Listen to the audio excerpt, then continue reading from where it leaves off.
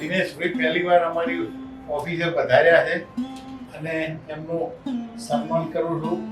મારા માટે મારી વાલમ વાલી બુક અને યુનિવર્સિટીઓ એટલે 35 વર્ષના અનુભવનું હોય આ ગુજરાતની પ્રાઇવેટ યુનિવર્સિટીઓ પરની બુક અર્પણ કરું.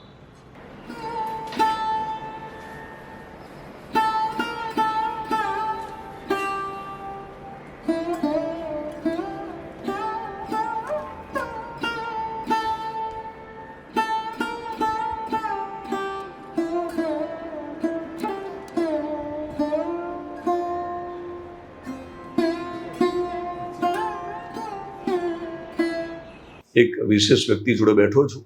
નામ રામસિંહ રાજપૂત છે, પણ નામની પાછળ અને નામની આગળ ઘણા બધા વિશેષણો લગાવી શકાય, ઘણી બધી વાતો થઈ શકે, પણ મૂળ મુદ્દો એમનો ઇન્ટરવ્યૂ કરવાનો એવો છે કે રામસિંહ રાજપૂતનું જ્યારે વાત કરું છું તો એક વાક્યમાં એવું કહી શકું કે પુરુષાર્થ પ્રારબ્ધ બરાબર રામસિંહ રાજપૂત.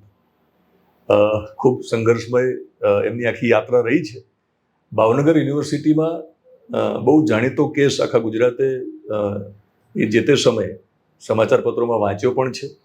બહુ ગુજરાતભરમાં એક ગાજેલો કેસ, જેમાં ભ્રષ્ટાચાર સામે તેઓ લડે પણ છે, જીતે પણ છે. પણ આજે શું કરે છે? જીવનના અંતિમ પડાવમાં માણસ છે ને ખૂબ નિષ્ક્રિય થઈ જાય, કશું ના કરે. એની જગ્યાએ વધારે સક્રિય થયા છે. તેમને તાજેતરમાં પીએચડી પણ કરી, હજુ પણ સતત ભણે છે, પુસ્તકો લખે છે, અને હાલમાં જ્યારે નિવૃત્ત થયા છે ત્યારે એમની પાસે જે વકીલાતની ડિગ્રી હતી એનો સદુપયોગ કરી અને સમાજના એવા નબળા વર્ગને મદદ કરે છે. વકીલાતની ડિગ્રી પણ એમની પાસે હતી. હવે જ્યારે તેઓ નિવૃત્ત થયા છે ત્યારે વકીલાતની એમની જે ક્ષમતા છે, કુશળતા છે, એનો સદુપયોગ કરી અને લોકોના કેસ લડે છે, ન્યાય અપાવે છે, સેવાના ભાવથી લડે છે.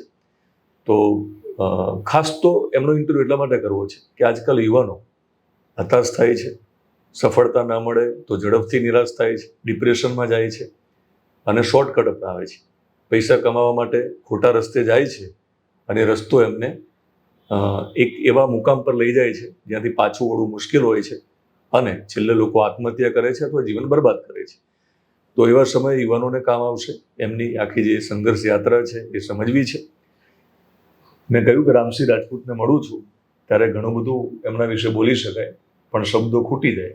પણ ટૂંકમાં તમે કોણ છો એ થોડો પરિચય આપી દો, એટલે ટૂંકમાં જે લોકો પહેલી વાર તમને મારા માધ્યમથી મળતા હોય તો તમને ખબર પડે કે આપણે શા માટે ઇન્ટરવ્યૂ કરીએ છીએ. તો ઘણી બધી યુનિવર્સિટી સાથે તમે જોડાયા, એ બધી જ વાતો કરવી છે. તો તમારો એ થોડો પરિચય આપો. તમારી કરિયરને બહુ 1-1.5 મિનિટમાં પૂરી કરો, પછી તમને ડિટેલમાં હું સવાલો કરીશ. ડૉક્ટર રામસિંહ રાજપૂત, શંખેશ્વરના વતની, અમારી અટક ડાભી, નાળોદા રાજપૂત સમાજમાં જન્મ અને ખેડૂત પરિવારમાં શંખેશ્વરમાં મારો જન્મ થયો અને માંડલમાં નાળોદા રાજપૂત સમાજમાં છાત્રાલય છે એમાં 8 થી 11 સુધીનો અભ્યાસ કર્યો. પાટણમાં કોમર્સ કોલેજમાં 3 વર્ષ અભ્યાસ કરી અને ચોથા વર્ષમાં અહીં HK કોમર્સ કોલેજ અમદાવાદમાંથી સ્ટડી કર્યો. ત્યાર પછી કરિયાણાની દુકાન કરી અને 1 વર્ષ પછી સરકારી નોકરીમાં જોડાયા. ક્લાર્કથી માંડી અને કુલ સચિવ સુધીના જુદા જુદા પદો મને ભોગવવા મળ્યા અને BCom પૂરું કર્યા પછી MCom, MA, LLB, special LLB અને PhD સુધીની ડિગ્રીઓ મેં મેળવી અને એ રીતે સરકારની ગ્રાન્ટવાળી યુનિવર્સિટીઓમાં છેલ્લે સરદાર પટેલ યુનિવર્સિટીમાંથી નિવૃત્ત થઈ અને અત્યારે હું ગુજરાત સરકારનો પેન્શનર છું. અને જે નોકરી દરમિયાન જે મુશ્કેલીઓ પડી એમાં કાયદાના ભણતરે મને જે મદદ કરી, એટલે એમ થયું કે ન્યાય મોમાં ધર્મ, અને એ સ્લોગનને એક NGOનું સ્વરૂપ આપી ન્યાય મોમાં ધર્મ ટ્રસ્ટ નામનું ટ્રસ્ટ 1000 રૂપિયા મારી પોતાની મૂડી નાખી અને 7 ટ્રસ્ટીઓ બનાવી અને એ ટ્રસ્ટ NGO ગાંધીનગર ખાતે કાર્યરત છે. અને કોકને ખભો આપવા, કોકના આંસુ લૂછવા અને આપણી સંઘર્ષ યાત્રામાં જે મુશ્કેલીઓ પડી તો લોકોને જે મુશ્કેલીઓ હોય તો એને હું કેવી રીતે મદદરૂપ થઈ શકું.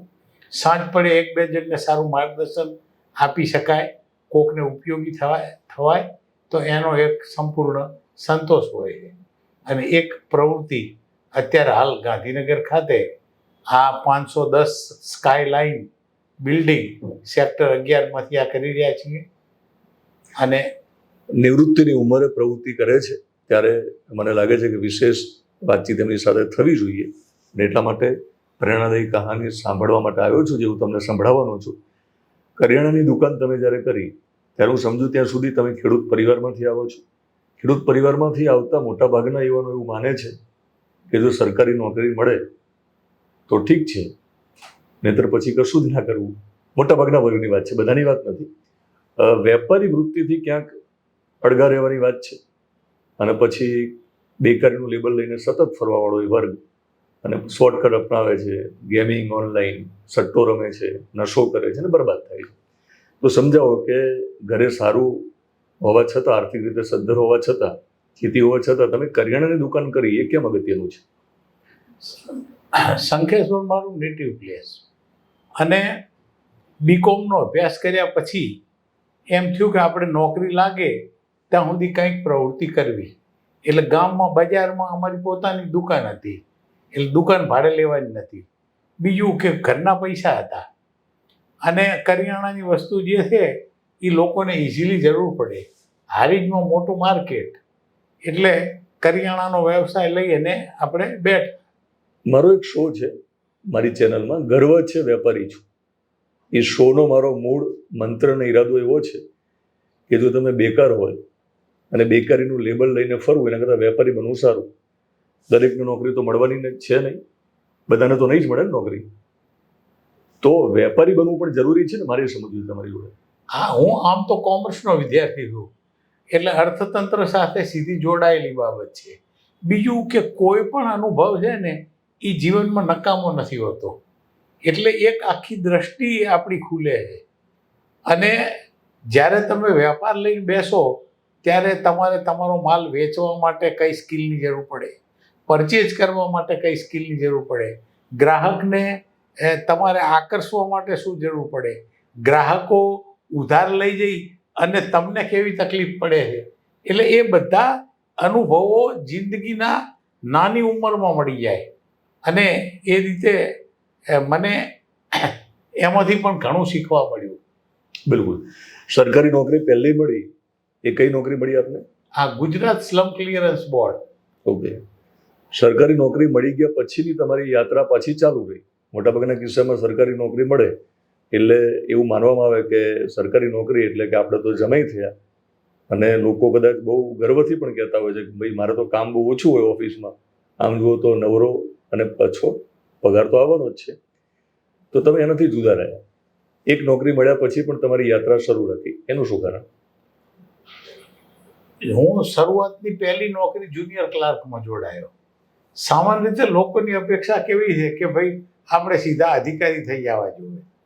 તો મારી એક માનસિકતા હતી કે પહેલાં આપણને જ્યાં મળે ત્યાં આપણે નોકરી મેળવી લેવી, અને એ પછી ભણવાનું ચાલુ રાખવું, અરજીઓ કરવાનું ચાલુ રાખવું. એટલે 396 રૂપિયામાં 1980માં હું સ્લમ ક્લિયરન્સ બોર્ડમાં જુનિયર ક્લાર્કમાં જોડાયો હતો. અને મિશન નક્કી કર્યું હતું કે આ જુનિયર ક્લાર્કમાં પડ્યું ના રહેવાય, એટલે આપણે હજી આગળ વધવું જ છે. અને બીજું કે તીવ્ર ઈચ્છા શક્તિ છે એ હંમેશા ફળ આપે જ છે. એટલે જુદી જુદી જગ્યાએ અરજીઓ કરી અને કેન્દ્ર સરકારની સ્ટાફ સિલેક્શન કમિશનની એડવર્ટાઇઝમેન્ટ આવી, એમાં ઇન્ડિયન ઓડિટ ડિપાર્ટમેન્ટમાં એ મારું સિલેક્શન થયું ઓડિટર તરીકે. અને મને પહેલું પોસ્ટિંગ રાજકોટમાં એકાઉન્ટન્ટ જનરલની કચેરીમાં મળ્યું. એ પછી તમારી યાત્રા ક્યાં આગળ વધી? હા, એ પછી મેં LLB કર્યું અને LLMનો અભ્યાસ જોઈન્ટ કર્યો સૌરાષ્ટ્ર યુનિવર્સિટીમાં. પણ મને ઓલ ઇન્ડિયા લેવલની આ જગ્યા હતી કેન્દ્ર સરકારની, એટલે ટ્રાન્સફરેબલ જોબ પણ કરી. બીજું કે મારો રસ હતો શિક્ષણમાં, મારે અધ્યાપક બનવું હતું, પણ હું M.Com ચાલુ નોકરી સાથે M.Com કર્યું એટલે 55% નહીં આવ્યા. અને એટલે પછી નક્કી કર્યું કે હવે આપણે અધ્યાપક નથી બની શકતા તો કમસે કમ શિક્ષણના ફિલ્ડમાં જવું, એટલે યુનિવર્સિટી તરફ ઝોક કર્યો. અને એમાં ઉત્તર ગુજરાત યુનિવર્સિટી નવી 1986-87માં સ્થપાણી અને એ રીતે એકાઉન્ટન્ટ તરીકે ઉત્તર ગુજરાત યુનિવર્સિટીમાં હું જાન્યુઆરી 1988માં જોડાયો. યુનિવર્સિટી સુધી તમે પહોંચી ગયા, ક્લાર્કની તમારી યાત્રા શરૂ થઈ હતી. હવે વચ્ચે લોકોને એવું લાગતું હશે કે તમે દર વખતે સફળ જ રહ્યા હશો. મને ખબર નથી શું થયું હતું. તીવ્ર ઈચ્છા હોય, પુરુષાર્થ હોય, ધીરજ હોય અને પરિણામ કંઈ પણ આવે, પરિણામનો સ્વીકાર હોય. તો યુનિવર્સિટી પહોંચ્યા એ પહેલાં વચ્ચે જે કંઈ પરીક્ષાઓ આપી તમે એક પગથિયેથી બીજું પગથિયું ચડવા માટે, તો ક્યાંક નિષ્ફળતા મળી? એટલે મને પ્રમોશન પણ મળ્યું. એમ ડિપાર્ટમેન્ટલ એક્ઝામ મેં પાસ કરી એટલે મને પ્રમોશન પણ મળ્યું. બીજી નોકરીઓમાં અરજીઓ કરીને એમાં કોઈક જગ્યાએ આપણો વારો નથી પણ આવ્યો. ધારો કે બેંકની નોકરી, તો બેંકમાં અમે બેન્કિંગ સર્વિસ રિક્રુટમેન્ટ બોર્ડની પરીક્ષા આપી પણ એમાં સફળ નહોતું થવાયું. GPSCની પરીક્ષા આપી એકાદ વાર, એમાં સફળ નહીં થવાયું. પણ ચાલુ નોકરીએ સામાન્ય રીતે જે કોમ્પિટિટિવ એક્ઝામ આવતી હોય છે ત્યારે એક બાજુ ભણવાનો ભાર, એક બાજુ નોકરીનો ભાર અને બીજી બાજુ મારી સક્રિયતા પણ ખરી. સામાજિક કાર્યોમાં હું અગ્રેસર હોઉં. કુટુંબની નાની મોટી મુશ્કેલીઓ હોય તો એમાં પણ એ શંખેશ્વર દોડીને જવાનું અને નાના મોટા પ્રશ્નો ઝીલવાના. એટલે એનો બહુ અફસોસ ના થાય પણ નિરાશ નહીં થવાનું. સવાલ મેં એટલા માટે કર્યો કે અફસોસ નહોતો તમને, પણ મોટાભાગે શું કરે કે જો GPSC માં પછી બીજી પરીક્ષાઓ, સ્પર્ધાત્મક પરીક્ષામાં જો નિષ્ફળતા મળે તો શું કરે, તમે જ્યાં હતા ને ત્યાં જ પછી નિરાતે બેસી જાઓ. તમે કારણ કે તમે યુનિવર્સિટી સુધી પહોંચ્યા તમે, તો ત્યાં પણ ના પહોંચો, એ પ્રકારની હતાશામાં માણસ ગરકાવ થતો હોય છે. તો એ ન થવું જોઈએ ને, એ શીખવું છે. એટલે નોકરીમાં જોડાયા પહેલાં નક્કી કર્યું હતું કે સરકારી નોકરી પૈસા આપી એને મેળવવી નથી અને સરકારી નોકરીમાંથી પૈસા લેવા નથી. એટલે કરપ્શન કરવું નથી, વહીવટ કરવો નથી. હા, એટલે 2 નંબરના કોઈ પૈસા આપણે જોતા નથી. તો એવા સંજોગોમાં તમે જેટલી ઊંચી પોસ્ટ ઉપર જઈ શકો અને તમને પગારની આવક મળે, સ્ટેટસ મળે, એ તમારા માટે મહત્વનું રહે. એટલે સરદાર પટેલ યુનિવર્સિટીમાં ચીફ એકાઉન્ટ ઓફિસરની જગ્યા આવી અને એમાં મેં અરજી કરી અને જૂન 98માં હું સરદાર પટેલ યુનિવર્સિટી, જે ગુજરાતની ગણમાન્ય યુનિવર્સિટીઓમાં એનો સમાવેશ થાય, એમાં સીધા ક્લાસ 1 તરીકે એન્ટ્રી અમારી થઈ. એટલે 40મા વર્ષે હું ચીફ એકાઉન્ટ ઓફિસર બન્યો. અને એ રીતે જ્યારે સફળતા મળે ત્યારે આપણને એમ લાગે કે ભગવાન છે એ આપણા પુરુષાર્થનું ફળ આપણને આપે જ છે. પણ તમે બેસી રહેતા નથી. રસોઈ બન્યા પછી પણ એને કોળીઓ જો મોઢા સુધી ન લઈ જઈએ તો આપણે ખાઈ પણ ના શકીએ. એટલે સતત પુરુષાર્થનો બીજો કોઈ વિકલ્પ છે નહીં. તો તમે સરદાર યુનિવર્સિટીમાં ફરી પાછા ખંત સાથે કામ કરો છો. તમે કીધું કે ભ્રષ્ટાચાર નહોતો કરવો એટલે થોડો વધારે પગારવાળી નોકરી અને હોદ્દો જોઈતો હતો. તો ત્યાંથી પણ પછી તમે આગળ જાઓ છો, એના વિશે વાત કરો. સરદાર પટેલ યુનિવર્સિટીમાંથી મેં વીર નર્મદ દક્ષિણ ગુજરાત યુનિવર્સિટી સુરતમાં રજિસ્ટ્રાર માટે એપ્લાય કર્યું અને ત્યાં પણ મારી પસંદગી થઈ અને એ રીતે હું રજિસ્ટ્રાર તરીકે જોડાયો 2002માં. અને જ્યારે તમને દાયિત્વ મળે અને તમારી પાસે આવડત હોય અને તમારી નિષ્ઠા હોય તો તમને અવશ્ય રિઝલ્ટ મળે. એટલે શરૂઆતની મારી જે કારકિર્દી રજિસ્ટ્રાર તરીકેની શરૂ થઈ એમાં લગભગ 6-7 લોકો 4-5 વર્ષથી નોકરીમાં જ નહોતા આવતા. તો એ બધા માસ્ટરો તપાસવાનું શરૂ કર્યું અને એ લોકોને એક બોલાવવાનું શરૂ કર્યું કે ભાઈ તમે કાં તો સર્વિસમાં જોડાઈ જાઓ, કાં તો રાજીનામું આપો, કાં તો સ્વૈચ્છિક નિવૃત્તિ લો. તમારી જે મુશ્કેલી હોય હું સોલ્વ કરી દઉં. એટલે એ રીતે નાની મોટી સફાઈ થવા માંડી. પછી એક કર્મચારી પરદેશ જતો રહ્યો હતો, તો અમે એને ત્યાં નોટિસ મોકલી. તો એ ત્યાંથી ડૉક્ટરનું સર્ટિફિકેટ મોકલે કે ભાઈ હું સર્વિસ કરી શકું એમ નથી, આરામ કરવો પડશે. એટલે અમે લોકલ ન્યૂઝ છપાયા, ત્યાં એમ્બેસીને લખ્યું, અને એ ભાઈ તાત્કાલિક આવી અને એને સર્વિસ જોડાણ. એને મેં સમજણ પાડી કે ભાઈ તું પરદેશમાં સેટલ થયો છે તો હવે આનો મોહ શું કામ રાખે, અને અહીં રાજીનામું આપી અને ક્લિયર કરી નાખો, અને અહીં એક જગ્યા ખાલી થાય તો બીજા કોઈકને ચાન્સ મળશે. એટલે એ રીતે પ્રભાવી રિઝલ્ટ મળ્યું. યુનિવર્સિટીઓમાં ખટપટ મોટા પાયે હોય, સેનેટ અને સિન્ડિકેટ સભ્યો હોય, એમનું પણ ઘણું વર્ચસ્વ હોય વર્ષો સુધી. એટલે એક સેનેટ સભ્ય હતા કે.બી. પટેલ, એ અવારનવાર યુનિવર્સિટીની વિરુદ્ધમાં છપાવે, પીએચડીના વિદ્યાર્થીઓને એના ગાઈડોની પાછળ પડે, બીજા બધા. તો અમે પત્રકારોને અને તંત્રીઓને મળી અને સાચી માહિતી આપવાનું શરૂ કર્યું. અને દરેક પ્રેસમાં હું રૂબરૂ જાઉં અને જે ચેપ્ટર આવે એના ડોક્યુમેન્ટ લઈ જઈને બતાવું, અને એની રિયલ ફેક્ટ આ છે. એટલે પરિસ્થિતિ એ થઈ કે એમનું ખોટું છપાવવાનું બંધ થતું ગયું, એટલે મોનોપોલી તૂટતી જાય. એટલે એ સંજોગોમાં એમને મારી ભરતીમાં જે એક ટેકનિકલ ખામી રહી હતી મહેકમ વિભાગની, એને લઈ અને કોર્ટમાં કેસ કર્યો. અને કોર્ટે કીધું ભાઈ આ ટેકનિકલ ખામી છે, યુનિવર્સિટીએ સ્વીકારી અને મારી નિમણૂક એ રદ કરી, અને એ રદ કરવા માટે અમે સંમતિ આપી. એટલે એ રીતે 23 વર્ષની નોકરી પછી હું સીધો ઘેર આવી ગયો. ઓકે, હવે ફરી પાછા આપણે તમારા ઘરે જઈશું અને ત્યાંથી આગળ વાત વધારીશું. પણ અહીંયા એક સવાલ એ કરવો છે કે કેટલા લોકો બહુ ઊંચા પગાર સાથે યુનિવર્સિટીમાં તમે આવ્યા એની પહેલાં કેટલા વર્ષ સુધી જોડાયેલા રહ્યા, એક પણ દિવસ હાજરી નહોતી, આમ છતાં પગાર પણ લીધો, અને એ કેટલો સમય બધી ગોલમાલ ચાલી હતી? એટલે હું દક્ષિણ ગુજરાત યુનિવર્સિટીમાં 9 મહિના મેં સર્વિસ કરી. એટલે જે લોકો નોકરી ઉપર નહોતા આવતા એનો પગાર ચાલુ નહોતો રહ્યો, પણ એમ સરકારના નિયમો છે કે ક્યાં સુધી તમે ગેરહાજર રહી શકો, કયા ગ્રાઉન્ડ ઉપર રહી શકો. તો એ બધું આપણે એનો સ્ટડી કરી અને એ લોકોને તક આપી, તમે કેમ નથી આવતા. બરાબર. તો પછી બીજા લોકો માટે પણ જગ્યા ખાલી થઈ જો ના આવવું, એટલે એમને જેમ બસમાં સીટમાં આપણે રૂમાલ મૂકીને જગ્યા રોકી રાખીએ, એટલે એ તો વોલ્વોમાં બેસવા વાળા, એમને બસમાં ક્યારે જવું નહોતું પણ રૂમાલે લેતા નહોતા, એટલે બીજા મુસાફરો બેસી ના શકે. બરાબર ને? સાદી ભાષામાં સમજવું. ઓકે, હવે હતાશા અને નિષ્ફળતાની વાત અગેન આવે છે.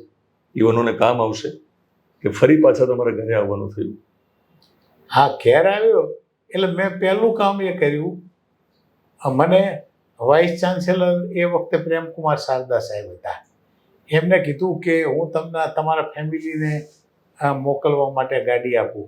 મેં કીધું સાહેબ મેં હોદ્દો ગુમાવી દીધો છે, એટલે હવે હું મારી રીતે જ જઈશ, મારે યુનિવર્સિટીનો કોઈ વાહનનો ઉપયોગ કરવાનો નથી. અને મને કહેતા આનંદ થાય છે કે આ પ્રમાણિકતાના કારણે મને ભગવાનની મદદ મળી છે. મારા જીવનમાં અનેક ચમત્કારો થયા છે. એટલે મેં એ વખતે 2003માં આ બાર કાઉન્સિલ ઓફ ગુજરાતમાંથી સનદ લીધી, કારણ કે મેં સ્પેશિયલ LLB પૂરું કર્યું હતું. લોમાં એ વખતની સ્થિતિ એવી હતી કે 2 વર્ષની ડિગ્રી તમે કરો એટલે LLB જનરલની ડિગ્રી મળે, અને 3 વર્ષનો 3જા વર્ષનો અભ્યાસક્રમ કરો એને સ્પેશિયલ LLB કહેવાય. એ સ્પેશિયલ LLB પ્રેક્ટિસ કરવા માટે એની આવશ્યકતા રહે. એટલે એ રીતે મેં કારો કોટ સીવડાયો અને આ પ્રેક્ટિસ શરૂ કરી. તો જે થયું સારું થયું તમે માનો છો? હા, એટલે જે પરિસ્થિતિ પેદા થઈ એના કારણે તમે તમારી વકીલાતની આખી યાત્રા જ્યાં તમે શરૂ જ નથી કરી, તમે ફરી પાછા શરૂ કરી, એટલે હતાશ થઈને બેસી ના રહ્યા ટૂંકમાં. હા, એટલે શીખ્યા. અને એ દરમિયાનમાં દક્ષિણ ગુજરાત યુનિવર્સિટીમાં ચીફ એકાઉન્ટ ઓફિસરની એક જગ્યા ખાલી થઈ 1 વર્ષ પછી, અને એની જાહેરાત આવી. એટલે મેં કેટલાક મિત્રોએ મને કીધું કે આમાં તમે ક્વોલિફાઈડ છો અને તમે અરજી કરો. એટલે મેં ચીફ એકાઉન્ટ ઓફિસર માટે અરજી મોકલી અને એમાં મારું સિલેક્શન થયું. એ દરમિયાનમાં ગુજરાત વિદ્યુત બોર્ડ છે એની પણ એક જાહેરાત આવી હતી કે ચોરીના કેસો ચલાવવા માટે એક એપેલેટ કમિટીમાં મેમ્બરની જરૂર હતી, જે ખેડૂતનો પુત્ર હોય, ગ્રેજ્યુએટ હોય અને એને કાયદાનું જ્ઞાન હોય એવા લોકોને નિમવાના હતા. એટલે એમાં પણ મેં અરજી કરી. એટલે મને દક્ષિણ ગુજરાત યુનિવર્સિટીમાં ચીફ એકાઉન્ટ ઓફિસરની પોસ્ટ ઉપર નિમણૂક મળ્યા પછી એમાં પણ મારું મહેસાણા ઝોનમાં સિલેક્શન થયું. અને એ અઠવાડિયે કે 10 દિવસે એક મિટિંગ રાખે, એના 1000 રૂપિયા એક સિટિંગના આપે અને 5 જિલ્લાનું કાર્યક્ષેત્ર, પાલનપુર, પાટણ, મહેસાણા, હિંમતનગર અને સાબરમતી સુધી. એટલે મહેસાણા ઝોનના બધા કેસો એ ચલાવવાના થાય. અને યુનિવર્સિટીએ પણ મને એ મંજૂરી આપી કે તમે આ કામ પણ કરો. અને એ દરમિયાનમાં મેં નક્કી કર્યું કે મારે યુજીસીએ જે નિયમ બનાવ્યો કે રજિસ્ટ્રારને 55% જોઈએ, માસ્ટર ડિગ્રી B+. તો મારે M.Com.માં B+ નહોતું.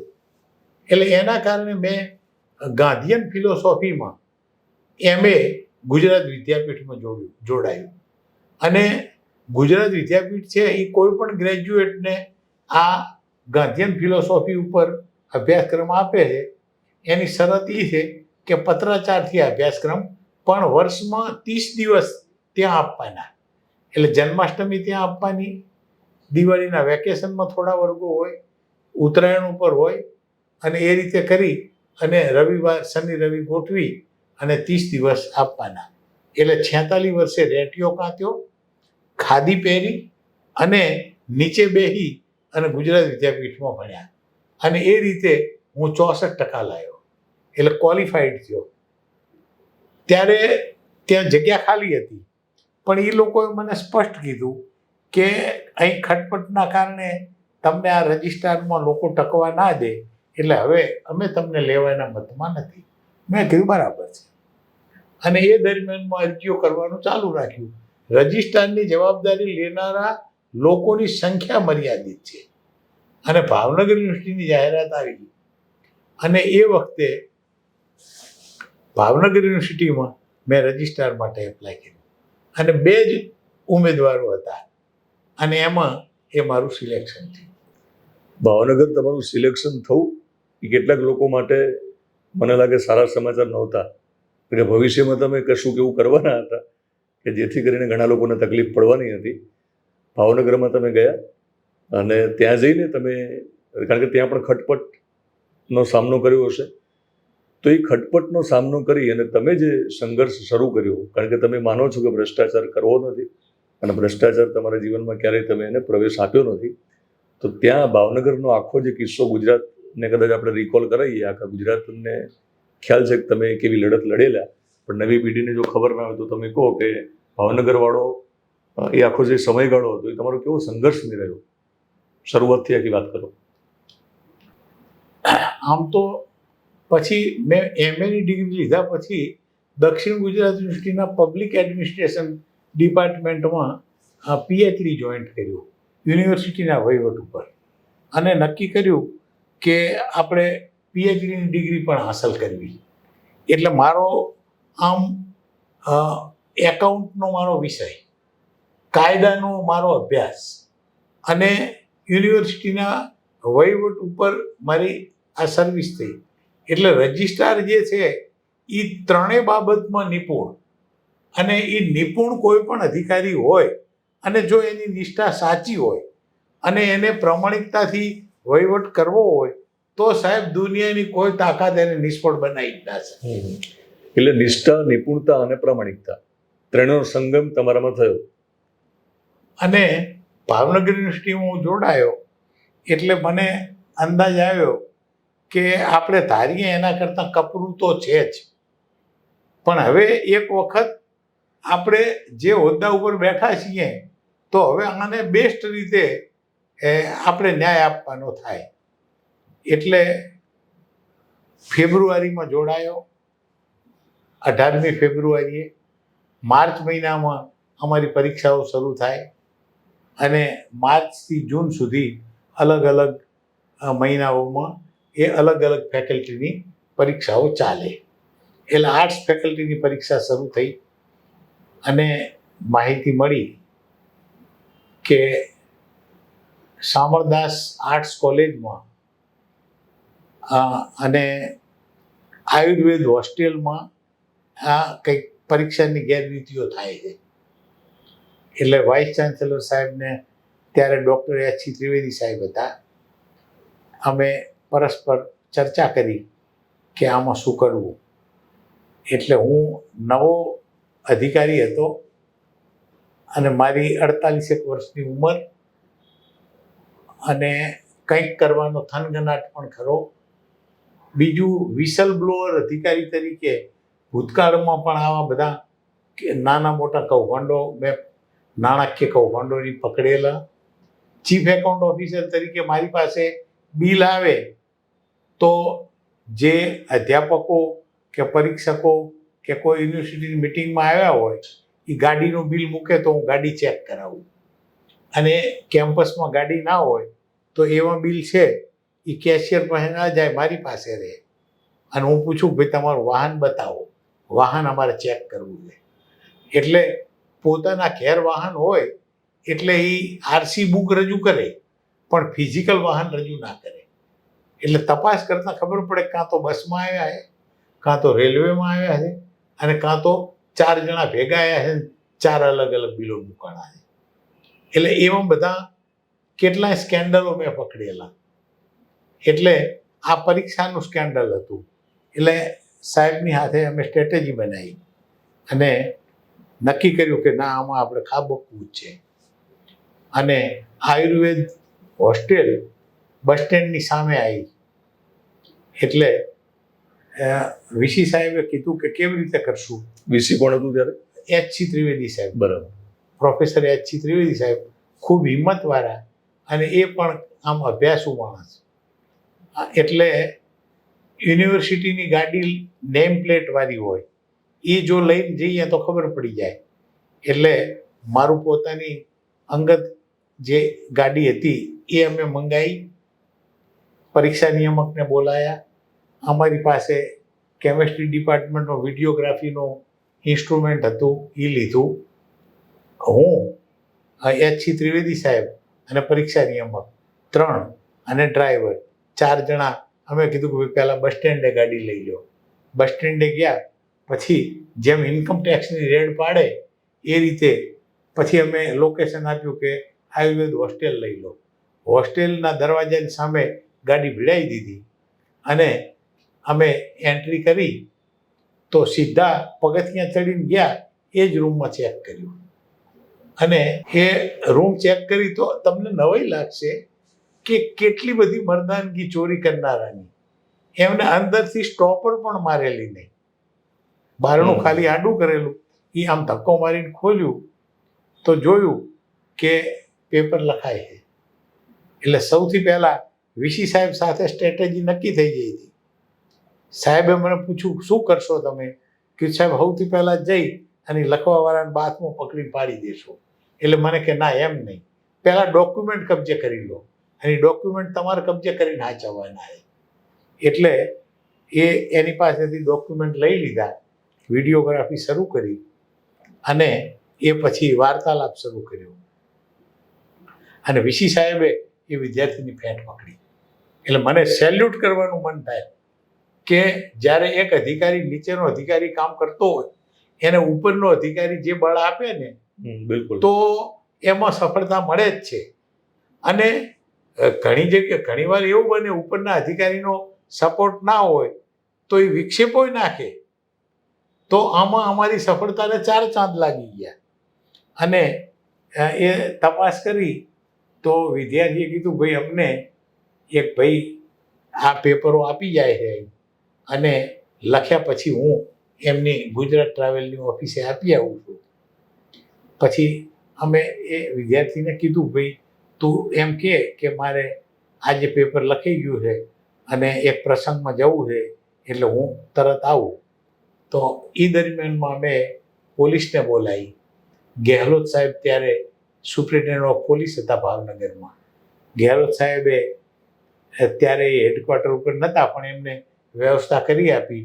પોલીસ આવી ગઈ અને કેટલાક પોલીસ એ સિવિલ ડ્રેસમાં અમારી સાથે આવ્યા. અમે જઈ અને જોયું તો સેનેટ મેમ્બર હતા ટીંચુભા ઝાલા, અને એમને પણ સાથે બેહાડી દીધા. એટલે આખું રેકેટ જે છે એ ધ્યાનમાં આવી ગયું.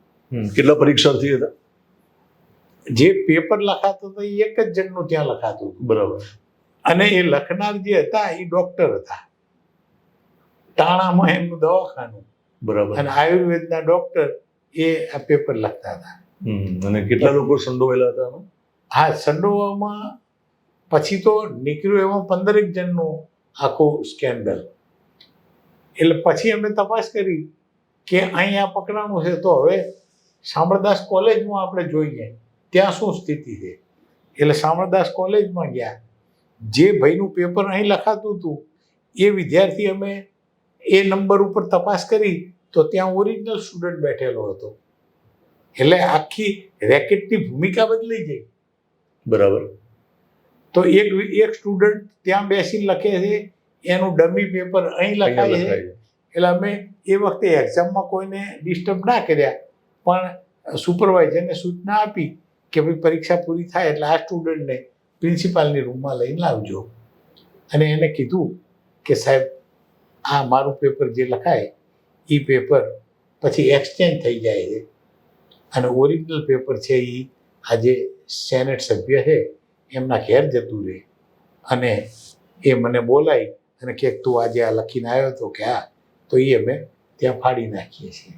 અને આ પેપર પછી યુનિવર્સિટીમાં રેગ્યુલર લોટમાં ગોઠવી અને એસેસમેન્ટ માટે જાય, અને એ રીતે એની પેપરનું એસેસમેન્ટ થઈ જાય. આ પહેલું સ્કેન્ડલ.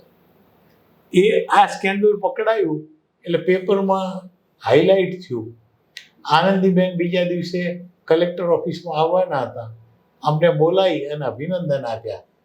ત્યારે એ મુખ્યમંત્રી હતા, અને એમને મુખ્યમંત્રી નહીં, એ મહેસૂલ મંત્રી હતા. હા, મહેસૂલ મંત્રી હતા. એની પહેલાં એ શિક્ષણ મંત્રી હતા. એટલે એમને અભિનંદન આપ્યા. ત્યાર પછી થોડોક ટાઈમ ગયો એટલે માહિતી મળી કે જે કોલેજના સ્ટાફમાં પકડાણા, આ રેકેટમાં ઘણા બધા લોકો જોડાયેલા હોય. કઈ રીતે?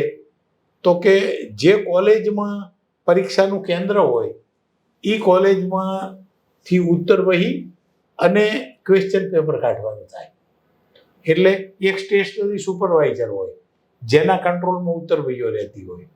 પછી કોલેજના જે રજિસ્ટ્રાર હોય, સેક્શન ઓફિસર, એના કંટ્રોલમાં બધા સ્ટ્રોંગ રૂમ હોય. એટલે પ્રિન્સિપાલ અને એ બેની પાસે આના કંટ્રોલ રૂમની ચાવી રહે. તો એ પેપર અને ઉત્તર વહીને એ બધું પાછું કાઢી અને પટાવાળો દેવા જાય ત્યાં. એટલે એમ બધા સ્ટાફ પણ પકડાણો. તો એ ઉત્તર વહીઓ કઢાઈ તો એમાં યુનિવર્સિટીની એક્ઝિક્યુટિવ કાઉન્સિલના એક મેમ્બર કે જે આ સેન્ટ્રલ એસેસમેન્ટના કોઓર્ડિનેટર હતા, એમનું ઇન્વોલ્વમેન્ટ આવ્યું, પટવા સાહેબ. એટલે એમને પૂછી અને બધું તપાસ કરી. એટલે ઉત્તર વહીમાં જે માર્ક આપેલા હતા એ એઝ ઇટ ઇઝ હતા, પણ માર્કશીટમાં માર્ક વધી ગયા અને 36 માર્ક ખૂટતા હતા ગોલ્ડ મેડલ લેવામાં. એક તો પોતે બેઠા નહોતા, એટલે બીજા કોઈ પેપર લખ્યા, જોઈને લખ્યા, તો પણ એ ફર્સ્ટ આવતા નહોતા. તો આ રીતે એના 36 માર્ક ઉમેરાણા અને ગોલ્ડ મેડલ એમને મળ્યો બીએડમાં, અને એ બધું પકડાણું. એટલે એમ કરતા આ પરીક્ષાના 2 સ્કેન્ડલ પકડાણા, અને એમાં 22 લોકો જેલમાં ગયા એ ઇન્ક્વાયરીમાં. પછી ગેહલોત સાહેબે અમને એક ટકોર પણ કરી કે ભાવનગરમાં રેડ કરવી હોય તો એકલા જવાની હિંમત ના કરવી, પોલીસને સાથે લેવી. એટલે એ રીતે આ 2 સ્કેન્ડલ પકડાણા. એ પછી સેનેટની ચૂંટણી આવી, અને સેનેટની ચૂંટણી યુનિવર્સિટીઓમાં બહુ રસપ્રદ હોય છે. 5 વર્ષ માટે સેનેટ સભ્યો ચૂંટાય અને એ સેનેટ સભ્યોનું આધિપત્ય હોય છે, એનો એક પ્રભાવ પણ હોય છે. એટલે એમાં એક ફેકલ્ટીમાં આઈડેન્ટિટી કાર્ડ બોગસ પકડાણા. એ કોઈ રજિસ્ટ્રાર બંગલે આવી નાખી ગયા. ભાવનગર શહેર આમ નાનું આમ મોટું, પણ માહિતી બધે મળી ગઈ કે ભાઈ આવા એક સારા અધિકારી છે, તો કંઈ પણ અનિયમિતતા ચાલતી હોય તો લોકો કાં તો મોઢે આવીને કહી જાય, કાં તો આવી રીતે મેસેજ મારફતે કરી દે. એટલે એ બોગસ કાર્ડ મારા બંગલાને આગળની ઓફિસમાં કોઈ નાખી ગયો. એટલે મેં તરત જ ચૂંટણી પૂરી થઈ એટલે પેટીઓ બધી સ્ટ્રોંગ રૂમમાં અમે જમા લઈએ. બીજા દિવસે કાઉન્ટિંગ હોય એટલે વાઇસ ચાન્સેલર સાહેબને મેં રિપોર્ટ કર્યો કે સાહેબ આ રીતે બોગસ કાર્ડ એક પકડાણો છે. અમારે ત્યાં યુનિવર્સિટીમાં મતદાર યાદી જે હોય એ સ્ટુડન્ટની યાદી હોય તો એને આઈડેન્ટિટી કાર્ડ યુનિવર્સિટી ઇસ્યુ કરે, ઘેર મોકલે, અને એમાં કોઈ પણ સેનેટ સભ્યના સિક્કાઈ મરાઈ અને એ મતદાન વખતે રજૂ કરે. એટલે અમે વોટિંગ વખતે બેલેટ પેપર લઈ લઈએ અને આઈ કાર્ડ જે હોય એ પણ લઈ લઈએ, અને એ બંને અલગ અલગ સીલ કરી અને આવે. એટલે બીજા દિવસે પછી એવું નક્કી થયું કે આઈડેન્ટિટી કાર્ડ આપણે પહેલાં ચેક કરવા. એટલે એમાં 3 ફેકલ્ટીમાં બોગસ વોટિંગ થયું એ દેખાણું, અને એ પછી એ ચૂંટણીઓ જે હતી એ કેન્સલ કરી. ઉમેદવારો એના જ રાખ્યા. 21 દિવસ પછી ફરીથી મતદાન કરાવવાનો નિર્ણય લેવાનો, અને એ રીતે એમાં લગભગ 38 જેટલા બોગસ કાર્ડ પકડાયા હતા. અને કાર્ડની વિશેષતા એવી હતી કે નામ છોકરાનું હોય અને ફોટો છોકરીનો લગાવી અને સિક્કો મરાવી મતદાન કર્યું હોય. કોઈક જગ્યાએ છોકરીનું નામ હોય અને છોકરાના ફોટા લગાવીને મતદાન કર્યું હોય. એટલે ખબર પડી જાય કે આ બોગસ વોટિંગ થયું છે. એટલે એ રીતે આ સ્કેન્ડલો પકડાણા. અને કોઈ પણ જગ્યાએ તમે પ્રભાવી કામ કરો તો એની કોસ્ટ તમારે ચૂકવવી પડે. તો ઘણા લોકોને તમે જેલમાં મોકલ્યા, તમે પ્રામાણિકતાનું જે શસ્ત્ર હતું એના જોડે લડ્યા અને જીત્યા પણ ખરા, પણ કિંમત ચૂકવવી પડે એવું તમે બોલ્યા છો. તો જાનનું જોખમથી લઈ અને શું કિંમત શું ચૂકવી?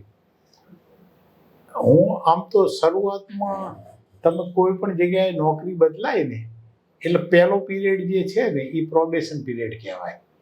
એટલે કોઈક જગ્યાએ 1 વર્ષનો પ્રોબેશન હોય, કોઈ જગ્યાએ 2 વર્ષનો પ્રોબેશન હોય. એટલે હું ભાવનગર યુનિવર્સિટીમાં પ્રોબેશન પીરિયડ ઉપર હતો. પ્રોબેશન પીરિયડ દરમિયાન જે યુનિવર્સિટીની ઓથોરિટી કહેવાય એ એક્ઝિક્યુટિવ કાઉન્સિલ સિન્ડિકેટ, અમુક જગ્યાએ સિન્ડિકેટ કહેવાય છે, અમુક જગ્યાએ એક્ઝિક્યુટિવ કાઉન્સિલ કહેવાય. તો એના હાથમાં સત્તા હોય છે કે તમારા કામનો રિવ્યૂ કરવાનો અને તમને કાયમી કરવાના. એટલે હવે એક્ઝિક્યુટિવ કાઉન્સિલના મેમ્બર જે 62 વર્ષની નોકરી પછી નિવૃત્ત થતા હતા અને નિવૃત્ત થવામાં 1 અઠવાડિયું બાકી હતું અને એ પકડાણા મારા હાથે આ સ્કેન્ડલમાં. એટલે સ્વાભાવિક છે કે એમનો જોક લે. એટલે એ લોકોએ નક્કી કર્યું કે ભાઈ આ અધિકારી છે એમને પ્રોબેશન પીરિયડ દરમિયાન આપણે કાયમી ના કરવા, એ આપણો અધિકાર છે. વાઇસ ચાન્સેલરે કીધું ભાઈ પ્રમાણિક અધિકારી છે, બાહોશ છે, મહેનતુ છે અને યુનિવર્સિટી માટે ઉપયોગી છે. એ કે ના. એટલે મારે 10 વર્ષની નોકરી બાકી હતી એ વખતે. એટલે સામાન્ય રીતે દરેક યુનિવર્સિટીઓમાં 1-2 લોકોનું વર્ચસ્વ હોય અને એ યુનિવર્સિટીઓ એ રીતે ઓળખાતી હોય. આજે દાખલા તરીકે ગુજરાત યુનિવર્સિટી તો નરહરિભાઈના નામથી ઓળખાતી. આ દક્ષિણ ગુજરાત યુનિવર્સિટી તો એ હોસનભાઈ મિર્ઝાના નામથી ઓળખાતી. સરદાર પટેલ યુનિવર્સિટી તો CL પટેલના નામથી ઓળખાતી. ઉત્તર ગુજરાત યુનિવર્સિટી તો દશરથભાઈ પટેલના નામથી ઓળખાતી. સૌરાષ્ટ્ર યુનિવર્સિટી તો પ્રવીણભાઈ મણિયારના નામથી ઓળખાતી. એમ આ ભાવનગર યુનિવર્સિટીમાં કોરાટ સાહેબનું વર્ચસ્વ. એટલે દરેક સિન્ડિકેટ મેમ્બરોનો એક સંગઠન હોય અને પ્રભાવ પણ હોય. એટલે એ લોકોએ નક્કી કર્યું ભાઈ અમારે તમને કાયમી કરવા નથી. એટલે વાઇસ ચાન્સેલરે મારો સારો અભિપ્રાય આપ્યો, પણ એમની સત્તા હતી એટલે એમને 6 મહિનાની નોટિસ આપી અને છૂટા કરવાનું નક્કી કર્યું. યુનિવર્સિટીના રજિસ્ટ્રાર છે એ સ્ટેચ્યુટરી પોસ્ટ છે, વહીવટી વડા છે, એ રજિસ્ટ્રાર છે એ કસ્ટોડિયન છે. એટલે એના માટે એક્ટમાં એવી જોગવાઈ છે અને સ્ટેચ્યુટરી જોગવાઈ પણ છે કે રજિસ્ટ્રારને છૂટા થવું હોય તો 6 મહિનાની નોટિસ આપે, છૂટા કરવા હોય તો 6 મહિનાની નોટિસ આપે. એટલે એ મને 6 મહિનાની નોટિસ આપવાનો ઠરાવ થયો અને 6 મહિના પછી છૂટા કરવાનું નક્કી થયું. એટલે એ રીતે મારી નોકરી એ ત્યાં ભાવનગરમાં મેં 1.5 વર્ષ કામ કર્યું અને એ પછી ફરીથી પાછા ત્યાંથી શંખેશ્વર આવવાનું બન્યું. ફરી ઘર ભેગા? ફરી ઘર ભેગા. ઓકે. વચ્ચે જીવનું જોખમ ને એ પ્રકારનું કોઈ? કારણ કે તમે લડત આમ તો આ બધા કામો રિસ્કી હોય છે, પણ તેમ છતાં મેં જોયું છે કે હિંમતે મરદા તો મદદે ખુદા જે કહેવત છે એમ એ રીતે ભગવાનની મારા ઉપર ખૂબ મોટી કૃપા રહી છે. યોગ્ય સમયે મને નૈતિક હિંમતે મળી છે, નૈતિક બળ પણ મળ્યું છે અને નોકરીઓ આપનારા લોકો મળ્યા છે, મદદ કરનારા લોકો મળ્યા છે. એટલે એવું કોઈ સામનો કરવાની જરૂર ના પડી. ભાવનગરમાં પરીક્ષા કૌભાંડ છતું કર્યું તમે, એની કિંમત ચૂકવી અને અંતે પાછું તમારે ઘર ભેગા થવું પડ્યું, તો ઘરે પણ હવે તમે નિરાંતે બેઠા નહીં હોય, પછી શું? હા, એ દરમિયાનમાં મારો દીકરો છે એ સિવિલ એન્જિનિયર થયો અને સિવિલ એન્જિનિયર થયો એટલે કીધું ભાઈ હવે તમે આપણે પ્રાઇવેટ જોબમાં જોડાઈ જાઓ એટલે તમારો અનુભવ શરૂ થાય. એટલે નક્કી કર્યું ભાઈ આપણે બોપલમાં નિવાસ કરીએ, એક મકાન ભાડે રાખ્યું. અમે સામાન લેવા ગયા તો ઘરવાળાએ કીધું કે આપણે ઘણી નોકરીઓ બદલાઈ છે, અમદાવાદ, રાજકોટ, પાટણ, સુરત, વલ્લભ વિદ્યાનગર, ભાવનગર, તો હવે આપણે સ્થાયી રહેવું છે એટલે પોતાનું મકાન લઈ અને જ્યાં નિવાસ કરવો હોય ત્યાં કરો તો આપણે સામાન ઉપાડવો હોય, નહીં તો આપણે શંખેશ્વરમાં રહીશું. એટલે મેં એને તક તરીકે લીધું કે નહીં આ વાત તો સાચી છે. અને અમે પછી બોપલનું મકાન ભાડે રાખ્યું હતું, એ મિત્ર હતા એમને કેન્સલ કરાયું અને ગાંધીનગરમાં મકાન શોધવાનું શરૂ કર્યું. જીટીયુમાં તપાસ કરવા ગયા અને ત્યારે માહિતી મળી કે જીટીયુના vice chancellor doctor Akshay Agrawal સાહેબ છે અને એ કેનેડાથી આવેલા છે અને મોદી સાહેબે ખાસ ગુજરાતના ટેકનિકલ એજ્યુકેશન માટે એમની સેવાઓ લઈ અને એમને વાઇસ ચાન્સેલર તરીકે નિયુક્ત કર્યા છે. પરંતુ એમના ઉપર પણ વિદ્યાર્થીઓનો હુમલો થયો અને એમને ફ્રેક્ચર થઈ ગયું અને એ આજે જ હાજર થયા છે 1.5-2 મહિનાની રજા પછી. એટલે મને એમ થયું કે હું મોરલ સપોર્ટ માટે એમને મળું. મેં ચિઠ્ઠી મોકલી, મને એમને બોલાયો. મેં કીધું સાહેબ હું ખાસ તો આપને અભિનંદન અને મોરલ સપોર્ટ માટે જ આવ્યો છું મળવા કે તમે ગુજરાતના ટેકનિકલ એજ્યુકેશન માટે શારીરિક પીડા સહન કરી અને આટલું બલિદાન આપ્યું છે. કીધું મેં પણ સરસ્વતીના ચીર હણાતા હતા ત્યારે એ વખતે મારી નોકરીઓનું બલિદાન આપી અને આ શિક્ષણ ધામોની રક્ષામાં યથાશક્તિ મેં મારી આહુતિ આપી છે. એમને આનંદ થયો અને ઓફિસર ઓન સ્પેશિયલ ડ્યુટીમાં દીક્ષિત સાહેબ હતા, એમને કંઈક એટેક આવ્યો હતો એટલે એ આવવાના નહોતા, એક જગ્યા ખાલી થઈ હતી. તો એમને મને વાત કરી કે તમે મારી સાથે જોડાઓ. એટલે મેં કીધું સાહેબ પણ આપ મને કેવી રીતે લઈ શકો? એટલે કે 6 મહિના સુધીના મને વાઇસ ચાન્સેલરને પાવર છે અને એ રીતે બાયોડેટા ઉપર હું નિમણૂક કરી શકું. અને પરસ્પર વાત થઈ, જોડાવાનું નક્કી થયું અને મેં બાયોડેટા એ પછી રજૂ કર્યો. એમને નિમણૂકની બધી પ્રક્રિયા કરી મને ઓર્ડર મોકલ્યો અને એ રીતે હું ત્યાં ઓફિસરનો સ્પેશિયલ ડ્યુટી તરીકે જોડાયો. મીનવાઇલ મારો કેસ ગુજરાત યુનિવર્સિટી ટ્રિબ્યુનલમાં કેસ ચાલતો હતો. ભાવનગર વાળો? હા, ભાવનગરવાળો કેસ. અને એ કેસ હું જાતે લડતો હતો. પછી આ સર્વિસમાં જોડાયો એટલે મેં એક એડવોકેટ રાખ્યા અને કોર્ટમાં અમે જાહેર કર્યું કે મને આ રીતે 35,000 રૂપિયામાં સેલેરીમાં જોબ મળી છે અને આ તારીખથી હું અહીં જોડાયો. અને એના 6 મહિનામાં ચુકાદો આવી ગયો અને કેસમાં હું જીતી ગયો અને મને રીઇન્સ્ટેટ કરવા માટેનો ઓર્ડર એ R.A. પટેલ સાહેબ ટ્રિબ્યુનલ જજ હતા એમને ઓર્ડર કર્યો. યુનિવર્સિટી એની સામે હાઈકોર્ટમાં જઈ અને હાઈકોર્ટમાં પણ એ કલ્પેશ ઝવેરી સાહેબની કોર્ટ હતી, એમને 16,45,000 રૂપિયા ચૂકવવાનો હુકમ કર્યો. તમારો જે પગાર અટક્યો હતો એની વાત છે આ 16 લાખ? હા, એટલે જજમેન્ટ જે આવ્યું એના આધારે હાઈકોર્ટે એવું કીધું કે તમે અત્યારે હાલ સર્વિસમાં જોડાયેલા છો તો એમ કે વચ્ચે જે પડેલા દિવસો છે એનો તમને પગાર મળે.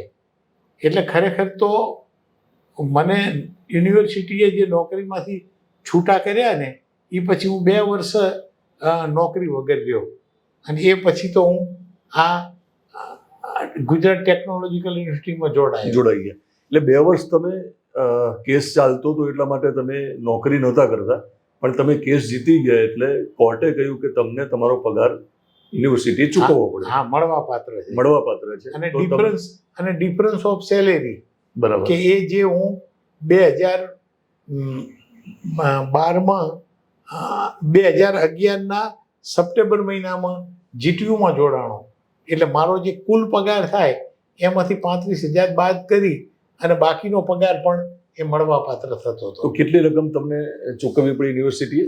હા, એટલે જે હાઈકોર્ટના ચુકાદા મુજબ 16,45,500 રૂપિયાનો ઓર્ડર થયો અને એ ઓર્ડર થયો એની સામે યુનિવર્સિટીએ LPA કરી એટલે ડબલ જજની બેન્ચમાં ગયો અને એમાં પણ એ ચુકાદો આવ્યો અને એ રીતે યુનિવર્સિટીએ કોર્ટમાં પૈસા જમા કરાયા અને નામદાર ગુજરાત હાઈકોર્ટે એ રકમ મને ચૂકવાઈ.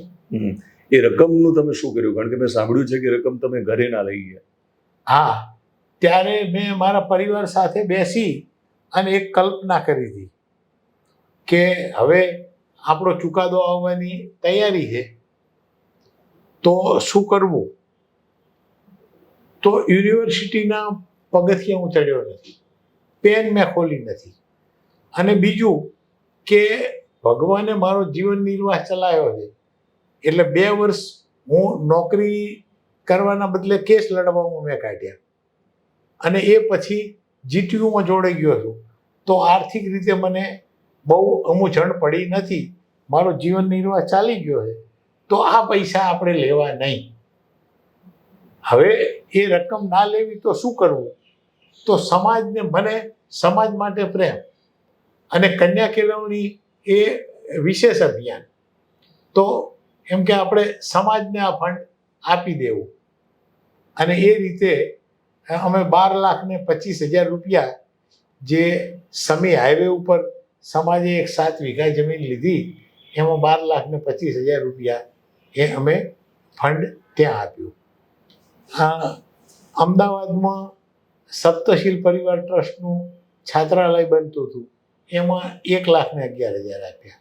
માંડલના સ્કૂલનું એક બિલ્ડિંગ બનતું હતું એમાં રકમ આપી અને એ રીતે અમારા ગામના શમશાનમાં 51,000 આપ્યા. પણ એ રીતે બધું ફંડ ડોનેટ કરી દીધું સંકલ્પ મુજબ અને એનો એક આનંદ પણ થયો કે મારે અત્યાર સુધી મેં અનિતિની કમાણી તો નથી કરી પણ આ કાયદેસરની મારી રકમ હતી જે મને મળવાપાત્ર હતી અને એ હું રાખું તો મને કોઈ આંગળી પણ ચીધી ના શકે. પણ તેમ છતાં એ રકમ મેં આ ડોનેટ કરી ત્યારે અમદાવાદ મિરર, ગુજરાત સમાચાર અને ફૂલછાપ રાજકોટ, પછી ગુજરાત મિત્ર સુરત, એ બધાએ મારા ઉપર આર્ટિકલ લખ્યા. બિલકુલ. ઓકે, પછી તમે લખવાનું પણ ચાલુ રાખ્યું. તમે કીધું કે જે ખટપટ છે યુનિવર્સિટીમાં, તમે જે ખટપટ જોઈ અને પ્રામાણિક હોવાના નાતે તમારે એ ખટપટનો સામનો કરવાનો આવ્યો તો તમે લડ્યા પણ ખરા, પણ એને ધ્યાનમાં રાખીને તમે લખવાનું ચાલુ કર્યું હશે. તો યુનિવર્સિટી ઉપર જે પુસ્તકો લખ્યા છે એના વિશે વાત કરો. હા, એટલે હું જીટીયુમાં હતો ત્યારે ચીફ એકાઉન્ટ ઓફિસરની જવાબદારી ઉપરાંત મેં મારો પીએચડીનો અભ્યાસક્રમ જે ચાલતો હતો એ પણ ચાલુ રાખ્યો. પીએચડીમાં ગાઈડનું માર્ગદર્શન લઈ અને થીસીસ રિસર્ચ કરવાનું હોય, એટલે યુનિવર્સિટીના વહીવટ ઉપર મેં પીએચડી કર્યું હતું. એટલે 2014માં મને પીએચડીની ડિગ્રી મળી, અને એ ડિગ્રી મળી એટલે સામાન્ય રીતે થીસીસ છે એ 300-400 પાનાનો તૈયાર થાય, એટલે એક વાંચવાની પણ જરૂરિયાત પડે અને લખવાનો મહાવરો થાય. એટલે પછી નક્કી કર્યું કે આપણે લખવાનું શરૂ કરવું જોઈએ. એટલે એ દરમિયાનમાં મેં યુનિવર્સિટીનું વ્યવસ્થા તંત્ર નામની એક બુક લખવાનું શરૂ કર્યું. અને ભાવનગર યુનિવર્સિટીમાં પછી ઝાલા સાહેબની નિમણૂક થઈ, શૈલેષભાઈ ઝાલા, એ એમજી સાયન્સ કોલેજના અધ્યાપક હતા. તો પછી અમે અમારી રજૂઆતોની બધું ચાલુ રાખ્યું. એ દરમિયાનમાં એસપી યુનિવર્સિટીમાં પણ રજિસ્ટ્રારની પોસ્ટ માટે મેં એપ્લાય કર્યું. તો તમને નવાઈ લાગશે કે એક જ દિવસે 2 ઓર્ડર મારા હાથમાં આવ્યા. ભાવનગર યુનિવર્સિટીમાં રજિસ્ટ્રાર તરીકે તમને પુનઃસ્થાપિત કરવામાં આવે છે, અને સરદાર પટેલ યુનિવર્સિટીમાં રજિસ્ટ્રાર તરીકે તમને નવી નિમણૂક આપવામાં આવે છે. મિરેકલ, જે ગ્રેસ ઓફ ગોડ હું જે કહું છું ને, એ ચમત્કારો મેં અનુભવ્યા છે. અને એની પાછળનું કોઈ તત્વ જો હોય તો જીવનની પવિત્રતા અને દૈવી શક્તિની સહાય, એવું હું ચોક્કસપણે માનું છું, અને લોકોના આશીર્વાદ. એટલે એ રીતે શું કર્યું પછી 2 ઓર્ડર નિર્ણય લેવાનો આવ્યો? હા, પછી નક્કી કર્યું અને હું ભાવનગર યુનિવર્સિટીમાં જોડાયો. ત્યાં જઈ અને મારું જે બધું એરિયર્સ અને એ હતું એ બધું રેગ્યુલરાઇઝ કરાયું. અને ત્યાર પછી મેં ઝાલા સાહેબને કીધું મને આ ત્યાં નિમણૂક મળી છે, એટલે હવે હું અહીંથી રિલીવ થઈ અને ત્યાં જવા માગું છું. એટલે ત્યાં સરદાર પટેલ યુનિવર્સિટી પાસે મેં મુદત માગી કે મને અહીંથી રિલીવ કરે ત્યારે હું જોડાઈશ. એટલે એ રીતે 2 મે 2016ના રોજ હું એસપી યુનિવર્સિટીમાં જોડાયો. અને ત્યાં આ મારું પુસ્તક જે છે એ પહેલું પુસ્તક મેં પબ્લિશ કર્યું, અને એનું વિમોચન છે એ રૂપાણી સાહેબના હાથે એ કરાયું. એ પુસ્તક આપણે સ્ક્રીન ઉપર બતાવશું શૂટિંગ કરીને, અત્યારે લોકો જોઈ પણ શકતા હશે. અને શું નામ પુસ્તકનું? હા, ગુજરાત યુનિવર્સિટી વ્યવસ્થા તંત્ર, યુનિવર્સિટીનું વ્યવસ્થા તંત્ર ગુજરાતની ગ્રાન્ટવાળી યુનિવર્સિટીઓના વિશેષ સંદર્ભમાં. બિલકુલ. બીજું પુસ્તક કયું યુનિવર્સિટી ઉપર?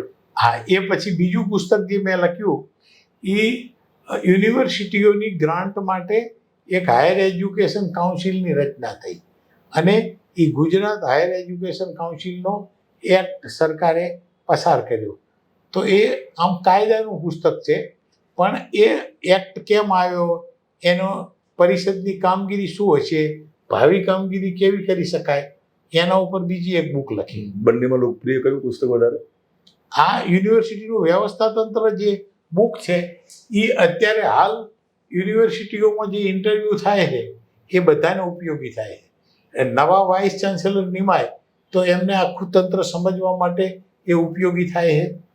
રજિસ્ટ્રાર તરીકે નવા કોઈ જોડાય તો એને ઉપયોગી થાય, અધિકારી તરીકે કોઈ જોડાય તો એને ઉપયોગી થાય, અને કોઈ જગ્યાએ ક્લાર્કના ઇન્ટરવ્યૂ હોય તો પણ આ પુસ્તક એમને ઉપયોગી થાય. તો મિત્રો, આ જે પુસ્તક છે એ આમ જુઓ તો મને લાગે છે કે ગાઈડની ભૂમિકામાં છે, એક ભૂમિઓ છે.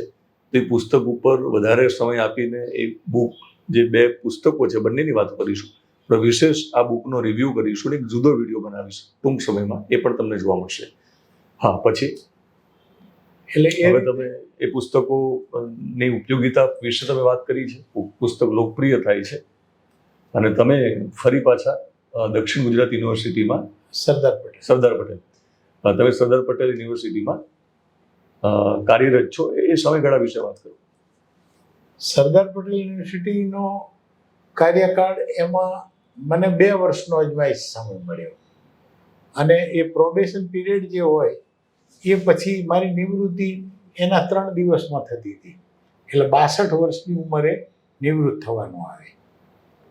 અને સરદાર પટેલ યુનિવર્સિટી મારી જૂની અને જાણીતી યુનિવર્સિટી હતી, કારણ કે હું ત્યાં ચીફ એકાઉન્ટ ઓફિસર તરીકે મેં 4 વર્ષ એ સેવા કરેલી. પણ દરેક જગ્યાએ નાના મોટા પ્રશ્નો રહે છે. એટલે જે વાઇસ ચાન્સેલરે મને નિમણૂક આપી એ એમની ટર્મ પૂરી થઈ એટલે ડૉક્ટર શિરીષભાઈ કુલકર્ણી એ ત્યાં આવ્યા અને એ MS યુનિવર્સિટીમાંથી આવ્યા. MS યુનિવર્સિટીનું બંધારણ અને SP યુનિવર્સિટીનું બંધારણ થોડું જુદું છે. એટલે એ બધામાં અરસપરસ વૈચારિક રીતે સેટ થવાનું આવે. એટલે કેટલીક બાબતોમાં મારો નિયમનો આગ્રહ સચોટ હોય, કોઈક જગ્યાએ નાના મોટા વૈચારિક ભેદ પડે અને દરેક જગ્યાએ પોલિટિક્સ ચાલતું હોય છે. કોલેજોના સંચાલકો અને સિન્ડિકેટ સભ્યો, સેનેટ સભ્યો, યુનિયનો બધા વિવિધ પરિબળો કામ કરતા હોય છે. એટલે મને એમ લાગ્યું કે આમની સાથે આપણે લાંબો સમય નહીં અનુકૂળ રહે. એટલે મેં એમને કીધું કે સાહેબ, હું સ્વૈચ્છિક નિવૃત્તિ લઈ લઉં અને એ રીતે તમે મારી સ્વૈચ્છિક નિવૃત્તિ મંજૂર કરો. પણ એમને સ્વૈચ્છિક નિવૃત્તિ મંજૂર ના કરી અને સ્વૈચ્છિક નિવૃત્તિના 3 મહિના પૂરા થાય એ પહેલાં પછી મેં સ્વૈચ્છિક નિવૃત્તિનો પત્ર પાછો ખેંચ્યો અને એ પછીના મહિનામાં એમને મારી સેવાઓનો અંત લાવ્યા કે 6 મહિનાનો નોટિસ પગાર આપી અને તમારું કામ સંતોષકારક નથી. એટલે મેં સંતોષકારક હોવાના બધા પ્રમાણો રજૂ કર્યા, પણ એ સિન્ડિકેટ દ્વારા આ નક્કી થાય. હવે એ વખતે વિધાનસભાની ચૂંટણીઓ ચાલતી હતી એટલે અમારે 11 સભ્યોનું કોરમ જોઈએ. કોરમ નહોતું થયું. સરકારમાંથી 2 અધિકારીઓને બોલાયા, એક પુરાણી અને એક મંસૂરી. આ 2 જોઈન્ટ ડાયરેક્ટરો હતા. એ આવ્યા અને ઠરાવ કરી અને મને 6 મહિનાનો પગાર આપીને છૂટા કરવાનો નિર્ણય કર્યો. પછી મેં RTI કરી. અમારા કાયદામાં એવી સ્પષ્ટ જોગવાઈ હતી કે કમિશનર પોતે જો સિન્ડિકેટમાં હાજર ના રહે તો એમના વતી કોને મોકલવા એ ગવર્મેન્ટ ઓર્ડર કરે. તો સાહેબ, એવો કોઈ ઓર્ડર થયેલો નહોતો. એટલે મેં ફરીથી રજૂઆત કરી. ત્યારે ચૂંટણી પતી ગઈ એટલે સરકારમાં પણ આપણે રજૂઆત કરી કે મને અન્યાય થયો છે અને આ સભા છે એ નોન કોરમ થાય છે અને મને 8 લાખ અને 7,90,000 મને નોટિસ પગાર આપી અને છૂટો કર્યો છે અને મારી નિવૃત્તિ પણ સાથે. એટલે ફરીથી એ રકમ મેં પાછી જમા કરાવી. મારો કેસ સિન્ડિકેટમાં મૂકાણો અને કમિટીએ નક્કી કર્યું કે તમને નોકરીમાં પાછા લેવા, વચ્ચેના દિવસો છે એની રજા મૂકવી અને કાયમી કરવા અને 14/6/18 નિવૃત્ત કરવા. પણ એ ઠરાવ સિન્ડિકેટમાં, કમિટીનો રિપોર્ટ સિન્ડિકેટમાં ગયો અને સિન્ડિકેટે સરકારનું માર્ગદર્શન માંગ્યું. એટલે એમાં કેસ આખો ચૂંથાણો અને 14/6/18 જતી રહી અને મારો પેન્શનનો મુદ્દો પણ લટકી ગયો. એટલે ફરીથી પાછી કર્મની કઠણાઈ આવી કે હવે નોકરી તો પૂરી થઈ 62 વર્ષે બીજા બધા અધિકારીઓને 58 વર્ષ મળે, પણ યુનિવર્સિટીના 6 અધિકારીઓ 62 વર્ષ સુધી રહે, એટલે 4 વર્ષનું ગ્રેસિંગ મળે. ચીફ એકાઉન્ટ ઓફિસર, પરીક્ષા નિયામક, શારીરિક શિક્ષણ નિયામક, લાઇબ્રેરિયન અને રજિસ્ટ્રાર. તો એ દરમિયાનમાં એક બીજી પણ ઘટના બની કે રજિસ્ટ્રારના પગાર જે હતા એ પ્રોફેસરની સમકક્ષ કરવામાં આવ્યા યુજીસી નોર્મ્સ મુજબ, એટલે એ રીતે પગાર પણ વધ્યા. પેન્શનમાં એક જોગવાઈ એવી દાખલ થઈ કે જે છેલ્લો બેઝિક પગાર હોય એના 50% પેન્શન મળે. એટલે એક કલ્પના એવી હતી કે નિવૃત્ત થશું એટલે આપણે પેન્શન આવશે, દીકરો છે એ પણ સરકારી નોકરીમાં જોડાઈ ગયો છે, એ જીપીએસસી પાસ કરી અને સીધો ક્લાસ 2 ઓફિસર ઇરિગેશનમાં એન્જિનિયર તરીકે બન્યો હતો. તો એ ઘર ચલાવશે એટલે આપણે પેન્શનની રકમ આવશે એ ડોનેટ કરશું અને નાની મોટી રચનાત્મક પ્રવૃત્તિઓ કરશું.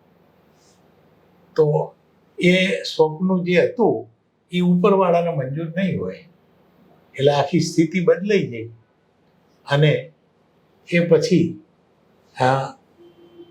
પેન્શનની પ્રક્રિયા એમાં જોડાવાનું છે. તો યુનિવર્સિટીએ જે દરખાસ્ત કરી હતી કે ભાઈ સરકારનું માર્ગદર્શન મેળવવું, તો એ 33 મહિના સુધી શિક્ષણ વિભાગે કે ઉચ્ચ શિક્ષણ કમિશનરે કોઈ માર્ગદર્શન ના આપ્યું. અને એ વખતે અંજુબેન શર્મા આ એજ્યુકેશન ડિપાર્ટમેન્ટના સેક્રેટરી હતા, ભૂપેન્દ્રસિંહ ચુડાસમા સાહેબ આ શિક્ષણ મંત્રી હતા. તો વારંવાર રજૂઆતો કરી. અમે કીધું ભાઈ નિર્ણય લ્યો તમે, મને પેન્શન મળે કે ના મળે એ પણ કોને એ તમે કહો, અને ના મળવા પાત્ર હોય તો એના કારણો આપો, તો એમાં કોઈ ક્વેરી હોય તો અમે સોલ્વ કરીએ. પછી હાઈકોર્ટમાં ડાયરેક્શન માંગ્યું અને હાઈકોર્ટે ઓર્ડર કર્યો કે ભાઈ તમારે 2 મહિનામાં જે તે નિર્ણય લેવો.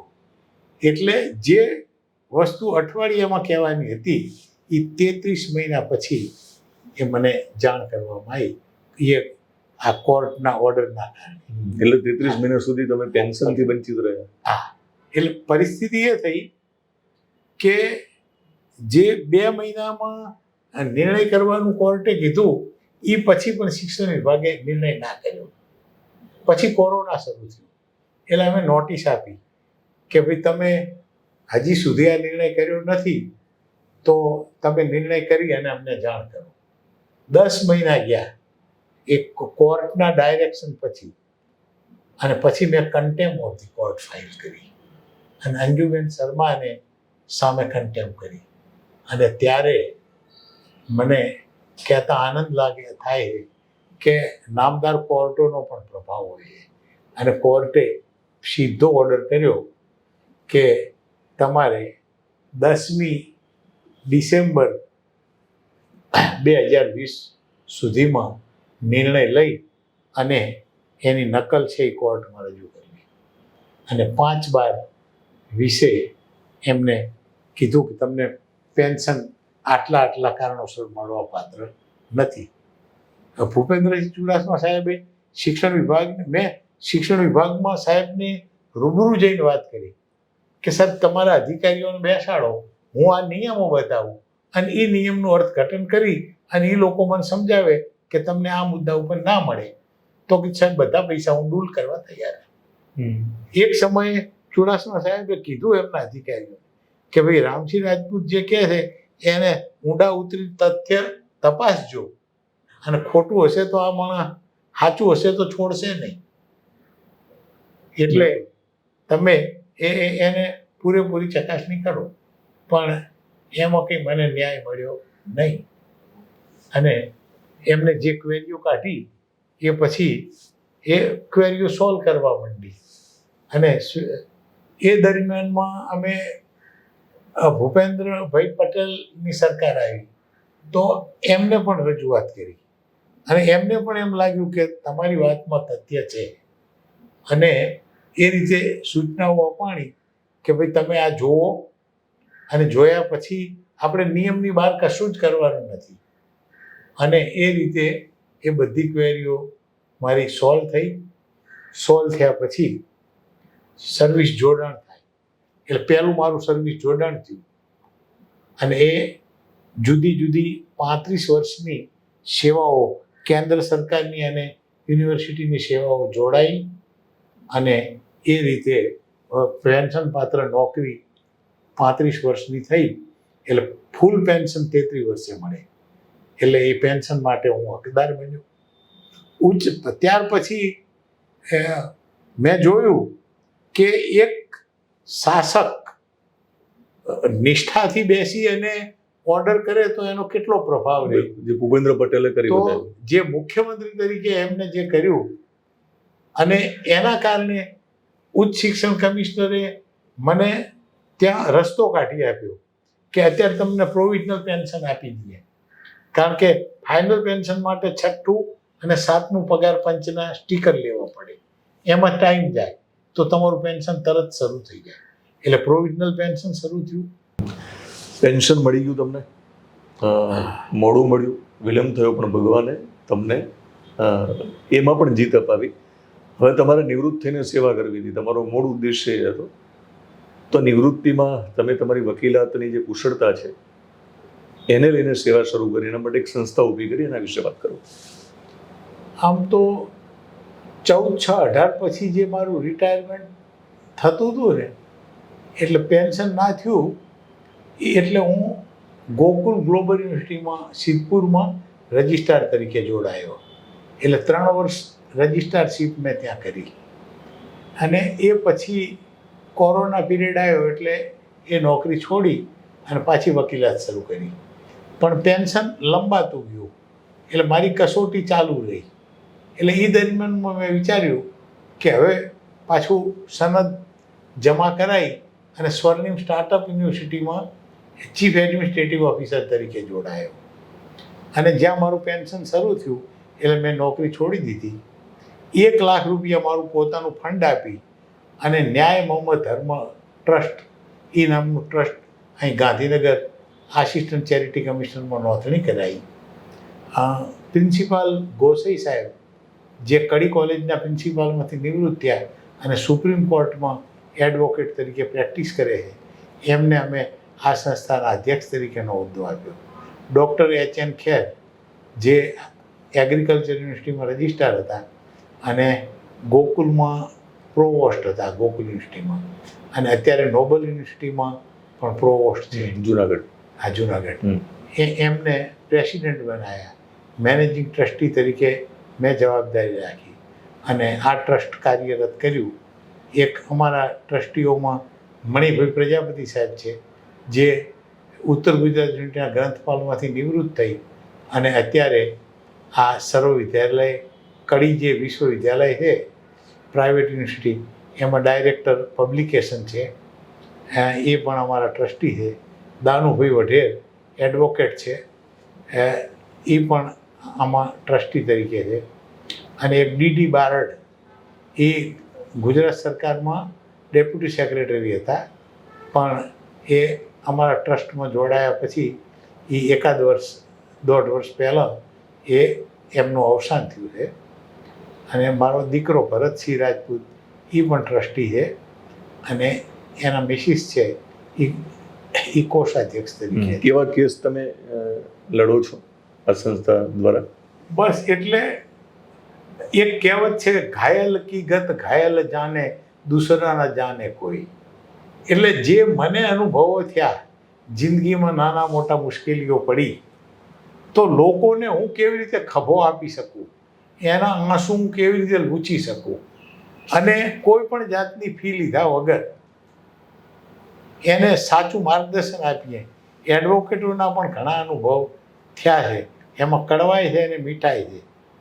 એટલે એ બધામાંથી આપણે એક બાજુ ઉઠી અને એક મદદ કરવાની ભાવનાથી આ ગાંધીનગરના આંગણે અમે એક આ NGO વડલો બનાવ્યો છે.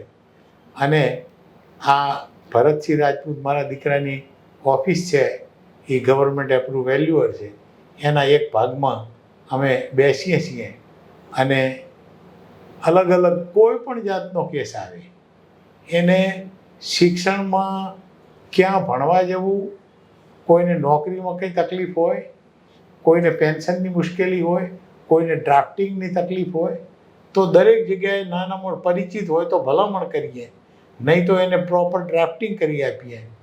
કોઈને મકાનનો દસ્તાવેજ કરવાનો હોય તો દસ્તાવેજનો ડ્રાફ્ટ બનાવી દઈએ મફતમાં. આશીર્વાદ લેવા સિવાય કોઈ કામ કરવું નથી. સફળતાનો કોઈ હા અને અહીંથી જો બહાર જવાનું થાય તો એવું રાખ્યું છે, એક પ્રતિજ્ઞા પણ કરી છે કે ખિસ્સામાં હાથ નહીં નાખવાનો. એટલે ઘરના પૈસે બહાર ગામ નહીં જવાનું. એટલે ગાડી લેવા આવે, મૂકવા આવે અથવા પોતાનું વાહન લઈને જઈએ તો સીએનજીના ગેસના જે પૈસા થાય એટલા એ લેવાના. બિલકુલ. હા, અને એ રીતે ઘણા લોકોના પૈસા આપણે બચાવ્યા પણ છે. એમાં કોઈ કિસ્સો તમે અત્યારે અમને શેર કરી શકો? હા, બહુચરાજીમાં એક શક્તિધામ આશ્રમ ટ્રસ્ટ છે અને સાધ્વીજી કંકુબેન ચંદનસિંહ ગોહિલ, એટલે ઉર્ફે કંકુબેન ભગવાનભાઈ કટારિયા, એ સાધ્વીજી છે. એમના ટ્રસ્ટમાં એક ટ્રસ્ટી હતા, વર્ષોથી એમના વિશ્વાસુ માણસ. પછી એમની સાથે દગો કરી અને મેનેજિંગ ટ્રસ્ટી તરીકે એમનું રાજીનામું લખીને ખોટી સહીઓ કરી. ટ્રસ્ટમાં એ ગેરહાજર હોવા છતાં એજન્ડામાં બજવી અને હાજર બતાવ્યા, મિનિટ્સ લખી અને ચેરિટી કમિશનરમાં રજૂ કર્યું. પછી બીજા ટ્રસ્ટીઓને દૂર કર્યા એમની જાણ બાદ. એમના દીકરાને ટ્રસ્ટી બનાવ્યો, માસીના દીકરાને બનાવ્યો, કાકાના દીકરાને ટ્રસ્ટી બનાવ્યો. એ બધી ખબર પડી એટલે અમે સંદેશમાં જાહેરાત આપી. એમના એડવોકેટ તરીકે મહેસાણા ચેરિટી કમિશનરમાં મારા વકીલાત પત્ર ફાઇલ કર્યા અને એ રીતે અમે ફાઇટ આપી. ત્યાર પછી બધા કેસો એમને ચાલવા ઉપર આવ્યા. ત્યાં એમને અરજી કરી કે ભાઈ અહીં મહેસાણામાં મને ન્યાય નહીં મળે તો આ બધા કેસો ટ્રાન્સફર કરો. તો 5 કેસો અમદાવાદ ટ્રાન્સફર થયા. તો મને શારીરિક મુશ્કેલીના કારણે પછી અમદાવાદમાં બીજા એક એડવોકેટ રાખ્યા, પણ જવાબો બધી માહિતી મેં અપ ટુ ડેટ તૈયાર કરી. જીત મળી? એમાં જીત મળી? હા, અને 5 ચુકાદાઓ જે આવ્યા એમાં એમને ટ્રસ્ટી તરીકે 2021થી નાબૂદ કરી દીધા. મેનેજિંગ ટ્રસ્ટી તરીકે આ સાધ્વીજીને ચાલુ રાખ્યા. પછી એમના ચોપડાને એ બધું ઓડિટ કરાવવા માટે એ લઈ ગયા હતા અને પાછા નહોતા આપતા, તો એ મહેસાણામાં કેસ દાખલ કરી અને એનો ચુકાદો પણ તરફેણમાં આવ્યો. અત્યારે એનો અમલ એમને નથી કર્યો. નોટિસો આપી અને ચોપડા પાછા આપવા, ઠરાવ બુક પાછા આપવા. તો ફરીથી કન્ટેમ્પ દાખલ કરી છે અને એનું જજમેન્ટ આવતીકાલે આવવાનું છે. અને અમે આશાવાદી છીએ કે નામદાર જોઈન્ટ ચેરિટી કમિશનર શ્રી એમના ચોપડા પાછા. કોઈનો પેન્શનનો કેસ તમે લડ્યા હોય અને જીત મળી હોય? હા, એ પુરુષોત્તમભાઈ કાનાણી. તો એમનો 2011માં રિટાયરમેન્ટ થયું અને 2021માં એ ગુજરી ગયા. ત્યાં સુધી એમનું પેન્શન નહોતું થયું. આમ એ લીંબડી તાલુકાના પાંદડી ગામના અને આર્ય સમાજી. એટલે આર્ય સમાજ ગાંધીનગર મારફતે મને ભલામણ થઈ અને 2 મિત્રોએ કીધું કે તમે આમને મદદ કરો. એટલે આ સંઘર્ષ ગાથામાં આમ તો મારો અનુભવ હતો. એટલે એક બાજુ મારું પેન્શનનું પ્રકરણ ચાલે, બીજી બાજુ એમના પેન્શનનો કેસ હાથમાં લીધો, ડ્રાફ્ટિંગ કર્યું, સર્વિસ બુક ખોવાઈ ગઈ હતી એટલે એના સંદર્ભમાં આરટીઆઈઓ કરી. માહિતી આયોગમાં આરટીઆઈ કમિશનર પાસે વકીલાત પત્ર મૂકી અને ત્યાં દલીલો કરી, ઓર્ડર કરાયા કે ભાઈ આ શોધવી સર્વિસ બુક અને જ્યારે ગુમ કરી હોય એની સામે એક્શન લેવા. ના મળે તો ડુપ્લિકેટ સેવા પોથી બનાવી. ત્યારબાદ નામદાર ગુજરાત હાઈકોર્ટમાં કેસ દાખલ કરાયો અને ચુકાદો આવ્યો કે એમને પેન્શન મળવા પાત્ર છે. ત્યાર પછી અમને અંદાજ હતો કે આ કન્ટેમ્પ કર્યા સિવાય એ સીધી રીતે આ કેસ પતશે નહીં. એટલે 6 અઠવાડિયાની મુદત કોર્ટે આપી હતી. 6 અઠવાડિયામાં પેન્શન શરૂ ના થયું એટલે ફરીથી પાછું કન્ટેમ્પ દાખલ કરાવી. બધા ડ્રાફ્ટિંગમાં ને એમાં સાથે રહી અને કર્યું. અને મને કહેતા આનંદ થાય છે કે એમને આજે ફેમિલી પેન્શન ચાલુ થઈ ગયું છે. 11 વર્ષનું એમના પતિનું પેન્શનનું એરિયર્સ પણ મળી ગયું છે. એટલે 5મા પગાર પંચ મુજબ અત્યારે કોર્ટે 15-16 લાખ રૂપિયા અપાયા છે. અને દર મહિને રેગ્યુલર એમનું પેન્શન શરૂ થયું છે. હવે 6ઠા પગાર પંચ મુજબનું ફિક્સેશન કરવાનું અને સ્ટીકર કઢાવવાનું એ કામ પણ ચાલુ છે. હવે 2 સવાલ આપણે ઇન્ટરવ્યુ પૂરા કરીશું. કુલ કેટલા પુસ્તકો લખ્યા? હા, એમાં 2 પુસ્તકની વાત કરી છે, એ સિવાય બાકીના પુસ્તક વિશે વાત કરી. હા, મેં પ્રાઇવેટ યુનિવર્સિટીમાં 5 વર્ષ સર્વિસ કરી. એટલે મને એમ થયું કે પ્રાઇવેટ યુનિવર્સિટીઓ ઉપર પણ કોઈ સાહિત્ય નથી. એટલે ગુજરાતની પ્રાઇવેટ યુનિવર્સિટીઓ વ્યવસ્થાપન અને માર્ગદર્શક સ્તંભો નામનું પુસ્તક મેં લખ્યું અને એ ખૂબ લોકપ્રિય બન્યું. અને મને કહેતા આનંદ થાય છે કે ISBN નંબર છે, પાર્શ્વ પબ્લિકેશન મારફતે પ્રકાશન કર્યું છે. એટલે ગુજરાત સરકારના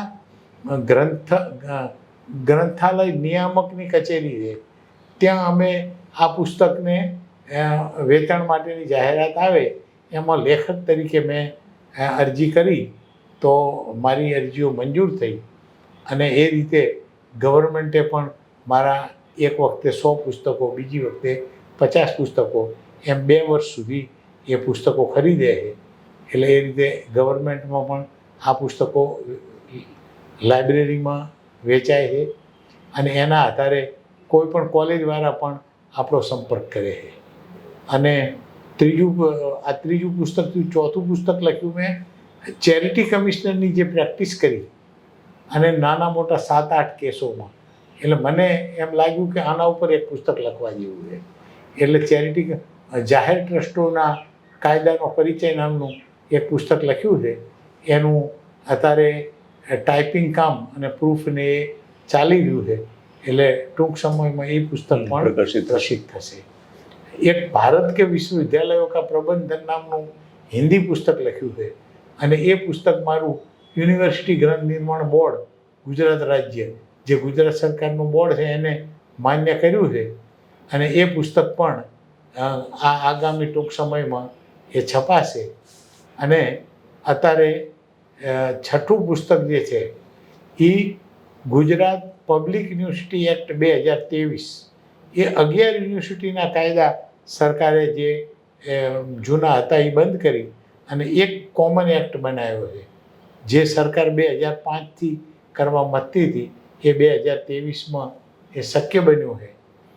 એના ઉપર એક પુસ્તક મારું બની ગયું છે અને એનું અત્યારે પ્રૂફ ચાલે છે. એક મુખ્યમંત્રી અને શિક્ષણ મંત્રીના શુભેચ્છા સંદેશ આવે એટલે એ બુક પણ અમે આ પ્રેસમાં મોકલીશું. તમે જે સમાજમાંથી આવો છો એને લઈને પણ એક પુસ્તક. હા, નાડોદા રાજપૂત વંશ, સુરા અને સંતોની કથા. એ સમગ્ર ગુજરાત રાજ્યમાં સમાજ 4 જગ્યાએ ફેલાય, 5 પરગણામાં ફેલાયેલો છે. ત્યાંથી બધી સ્ટોરીઓ ભેગી કરી અને 25 પ્રકરણો બનાવેલા છે. એ નાડોદા રાજપૂત વંશ, સુરા અને સંતોની કથા એ પણ ઉત્તર ગુજરાત નાડોદા રાજપૂત સમાજ સેવા ટ્રસ્ટ એના મારફતે પબ્લિશ થયેલું છે. તમે બાહોશ છો, તમે નીડર છો, તમે પ્રમાણિક છો, તમે ખંતીલા છો, તમે પુરુષાર્થમાં માનો છો, પરમાર્થમાં પણ સાથે માનો છો અને ભગવાનની કૃપામાં વધારે માનો છો. અત્યાર સુધી તમે ઘણું બધું કર્યું છે. કેટલી ઉંમર છે અત્યારે? આ 70મું રનિંગ શરૂ થયું છે. એટલે શરીરનો પૂરેપૂરો ઉપયોગ કરવો અને સાંજ પડે કોકને ઉપયોગી થવાનો આનંદ આવે. એટલે અમારી આ NGO જે છે એના ઉપક્રમે નાની નાની પ્રવૃત્તિઓ કરીએ છીએ. અને અત્યારે મને કહેતા આનંદ થાય કે MS યુનિવર્સિટીમાં અભ્યાસ કરતા 5 વર્ષના લોમાં અભ્યાસ કરતા એક વિદ્યાર્થી છે, એ ઇન્ટર્નશીપ માટે અમારી સંસ્થાને એમને પસંદ કરી છે કે કિરીટભાઈ ચૌધરી. અને એ 3જા વર્ષમાં લોમાં હવે આવશે. એ આ મે મહિનો 1 થી 31 સુધી અહીં અમારી પાસે રહી અને નાનું મોટી આ પ્રવૃત્તિઓ અને કાયદાનું અને આ બધું શિક્ષણ મેળવશે. તમે ક્યાં સુધી પ્રવૃત્ત રહેવાના છો? પ્રવૃત્તિમાં આમ તો એવું કહેવાય કે ડૉક્ટર અને વકીલ એ જેટલા જૂના થાય એટલા સારા, અને બીજું કે એ પથારીમાં પડ્યા હોય તોય એ ઉપયોગી થઈ શકે. એટલે મારું લખવામાં મને જરાય આળસ નથી. એટલે હું પેન અને કાગળ છે એ ઓછી કે રાખીને સૂઈ રહું. ઊંઘ ઓછી થઈ જાય છે એટલે રાત્રે 2-2:30 વાગે જ્યારે આંખ ખુલે ત્યારે સીધા ઉઠી અને લખવાનું શરૂ કરી દઉં છું. કોઈ પણ આવે તો એને ફોન ઉપર ઓનલાઈન માર્ગદર્શન આપી શકીએ છીએ. જરૂર પડે એનું આપણે લખાણ કરી અને મોકલી આપીએ. અત્યારે આ બધો મીડિયાનો જમાનો છે એટલે વોટ્સએપને એના માધ્યમથી પણ આપણે એને માર્ગદર્શન મોકલી શકીએ છીએ. સર આભાર. તમારી અત્યાર સુધીની આખી જે સફર છે એ બહુ નિરાંતે એટલા માટે સાંભળી છે, વિડીયો લાંબો બન્યો છે, પણ મને લાગે છે કે તમે અડધી ફરતી યુનિવર્સિટી છો અને આ વિડીયો ભવિષ્યમાં વર્ષો સુધી સોશિયલ મીડિયા પ્લેટફોર્મ પર અવેલેબલ હશે તો નવી પેઢીને કામ આવશે. પ્રામાણિકતા, પુરુષાર્થ અને ધીરજ, તમામ પ્રકારના ગુણો જે તમારામાં છે એ અમને શીખવા મળ્યા છે. હું આશા રાખું કે તમે કીધું કે વકીલ અને ડૉક્ટર જૂનો થાય એટલો સારો, અને પથારીમાં પડ્યો હોય તોય કામ આવે, પણ ભગવાન તમને પથારીમાં એ રીતે ન રાખે, તમને તંદુરસ્ત રાખે, તમને દીર્ઘાયુષ્ય આપે ને તમે સતત નિરામે રહો એવી હું ભગવાનને પ્રાર્થના કરું છું. છેલ્લે અત્યારે નવી એક બુક લખવાનું ટાઇટલ શરૂ કર્યું છે અને એમાં એ સામાજિક બાબત ઉપર એનો મેં પ્રકાશ પાડવાની કોશિશ કરી છે. 21મી સદીની સામાજિક સમસ્યાઓ અને તેના ઉકેલ બહુ જરૂરી છે.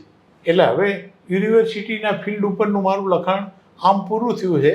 જોકે ઘણા મિત્રો કહે છે કે યુનિવર્સિટીની તમે હેન્ડબુક બનાવો, પણ હવે મારો ફોકસ વિવિધ વિષયો ઉપર છે અને આવી રીતે સામાજિક પ્રવૃત્તિમાં પણ આપણે કોકને ઉપયોગી થઈ શકીએ તો 21મી સદીની સમસ્યાઓ બદલાણી છે અને એ બદલાયેલા સંજોગોમાં ઉકેલ શું હોઈ શકે, એના ઉકેલો શું હોઈ શકે, બિલકુલ એનું જે ચિંતન કર્યું છે, અનુભવનું ભાથું છે, તો એ પણ આપણે પીરસવું. એટલે સામાજિક પ્રવૃત્તિઓ કરવાનો પણ આનંદ છે. જ્ઞાતિ જાતિના ભેદભાવ સિવાય જ્ઞાન જે છે એ પીરસવાનું ચાલુ રાખ્યું છે. જેમ અન્નક્ષેત્ર હોય અને અન્નક્ષેત્ર ચલાવનાર જોતો નથી ક્યાંય જમવા આવનાર ભૂખ્યો છે કે ધરાયેલો છે, શ્રીમંત છે કે ગરીબ છે, એ અહીં આવ્યો છે, લાભાર્થી છે, તો એને પીરસવું. અને એ રીતે એક આ જ્ઞાન પીરસવાનો એક મને આનંદ આવે છે અને એ આનંદ હું લઈ રહ્યો છું. સર આભાર, મજા આવી. અને તમારું જે અનુભવનું ભાથું છે એ મને લાગે છે કે અમને ખૂબ કામ આવવાનું છે. ફરી જુદા મુકામે મળીશું અને તમે જે બુક લખી છે અત્યાર સુધીમાં, બુક્સ જેટલી પણ પુસ્તકો લખ્યા છે એમાં જરૂર લાગે એ પુસ્તકનું વારાફરથી આપણે એનો રિવ્યૂ કરીશું અને તમારું જે જ્ઞાન છે એ જ્ઞાન ક્ષેત્રનો બીજા લોકો લાભ લઈ શકે તેવો પ્રયત્ન કરીશું. આભાર સર.